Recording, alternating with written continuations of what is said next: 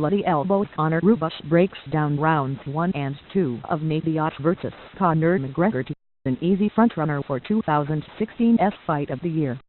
What does great mean?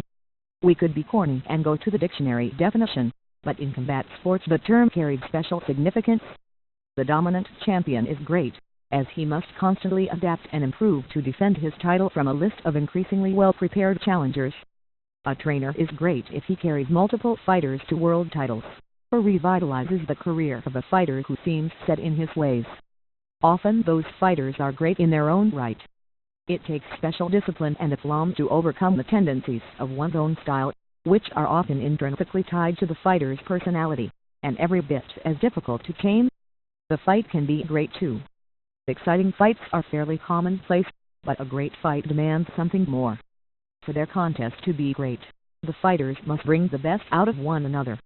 They must do so repeatedly, each success inspiring their opponent to find success of his own. Great fights are defined by momentum swings. Like a great novel, they possess the push and pull of conflict which drives the story onward. With a win over Nate Diaz at UFC 202, Conor McGregor has established himself as a great fighter. But it was only with the help of Nate Diaz that he was able to create a great fight. From one round to the next, the outcome of their contest was uncertain. Just as McGregor seemed to put his stamp on the action, Diaz would press back and turn the tide in his favor. And while that momentum shift was enough to seal Diaz the fight in their first encounter at UFC 196, McGregor failed to give in this time around. He too came back, battling himself every bit as much as he battled his opponent. If momentum swings are what make a memorable fight, what better way to break that fight down than by analyzing each dramatic change of fortune? These are the pivotal moments of Nate Diaz vs. Conor McGregor. Round 1. When Conor McGregor first met Nate Diaz in the cage, it was the first time in his stellar UFC career that the featherweight champion found himself in the midst of a truly difficult style matchup. He had faced skilled opponents before, but not one of them was able to press McGregor's weaknesses. Worse, he had beaten many of these opponents so easily that, in the lead-up to UFC 196, he seems to think that those weaknesses didn't exist. In a word, McGregor's experience had taught him one thing: no one could stand with him and survive. Nate Diaz brought a different kind of experience to the cage. In his last fight he had beaten Michael Johnson, an athletic southpaw not totally unlike McGregor. But arguably more valuable were the fights which preceded that. Diaz had been battered by Rafael dos Anjos. Prior to that, Josh Thompson handed him the first and only knockout loss of his career, just 4 months after Diaz lost decisively in his long-awaited shot at the lightweight title. To a man like McGregor, these losses suggested weakness, but in truth they showed that Diaz could lose badly and recover. His losses bolstered his strength, and at the same time checked his overconfidence. He knew he could beat McGregor, but he also knew he could be beaten. He refused to underestimate the man who seriously underestimated him, and it led him to victory. But in defeating McGregor, Diaz gifted him some of that same experience. Knowing for certain that he could be beaten now, McGregor changed his approach dramatically. He came into the rematch with a different mindset, a different game plan, and a newfound respect for the skills of Nate Diaz. 1. After an exchange, McGregor stalks forward. 2. He feints low and sees Diaz's hands come up, perhaps anticipating an overhand left. 3. Diaz tries to reset, but McGregor stays between him and freedom. 4. And quickly lunges in, deeping down again, and selling the left hand with a feint. Diaz's hands go up. 5. And McGregor lands a right hook to the body. 6. The left hand follows, just clipping Diaz behind the ear. 7. But it's enough to make his knee buckle. 8. McGregor stays on him. 9. Diaz needs a way out of the corner, so he jabs, but McGregor takes a page out of Floyd Mayweather's book and pulls just out of reach. 10. Before replying with a right hand that barely grazes the top of Diaz's head. 11. In avoiding the punch, however, Diaz puts himself a little out of position. 12. And McGregor capitalizes, smashing a low kick into Nate's hamstring. 13. Nate gets his stance back again. 14. Once again he tries for the jab, and once again McGregor pulls. 15. But this time, because Nate is standing tall and pivoting with his punch, the pull counter lands clean. 16. Nate Diaz sits down for a moment. This sequence represents the perfect confluence of nearly every aspect of McGregor's adjusted game plan. Knowing that he had faded last time, and knowing that Diaz would likely still be able to press him in the later rounds, McGregor opted to invest his power wisely. Rather than simply attacking Diaz's head repeatedly, he presented a variety of threats. When Diaz expected a left hand, McGregor would attack the body or legs, throwing uncharacteristically heavy low kicks to capitalize on the Stocktonian's historic weakness. Coincidentally or perhaps not, as McGregor likely expected it, the wider variety of targets rendered what head strikes McGregor did throw remarkably more effective than they had been in the first fight.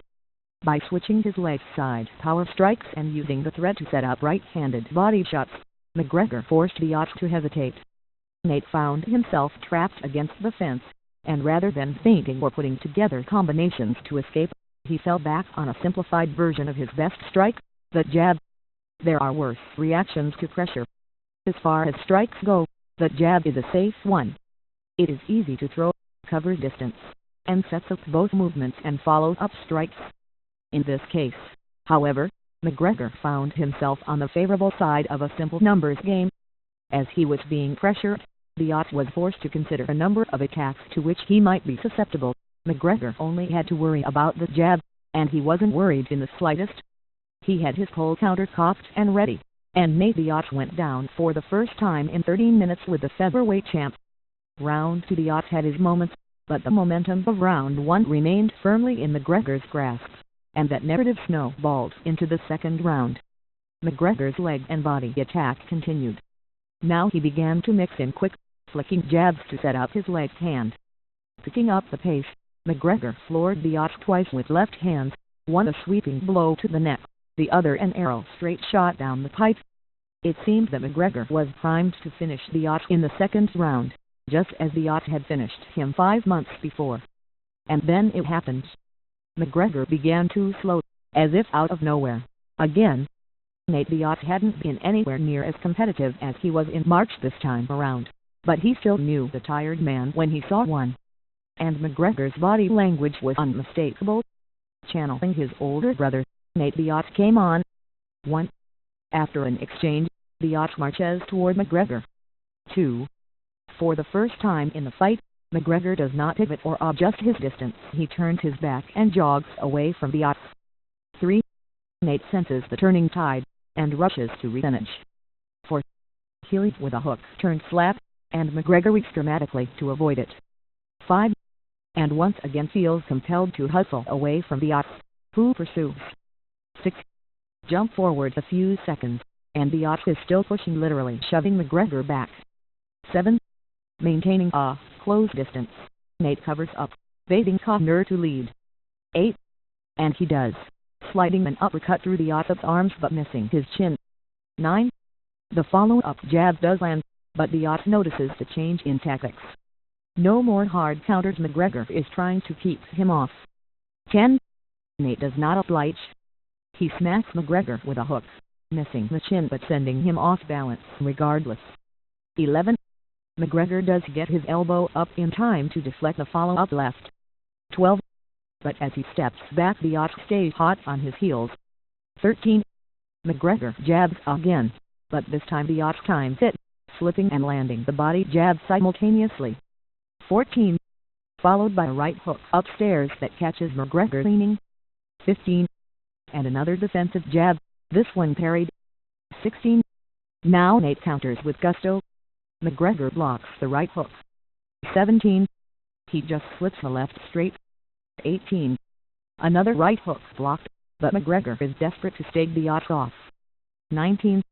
And as he extends both hands to push his foe away, Diaz clocks him on the chin with a hard left hook. This sequence has less to do with specific tactics than it does experience, intuition, and plain old doggedness.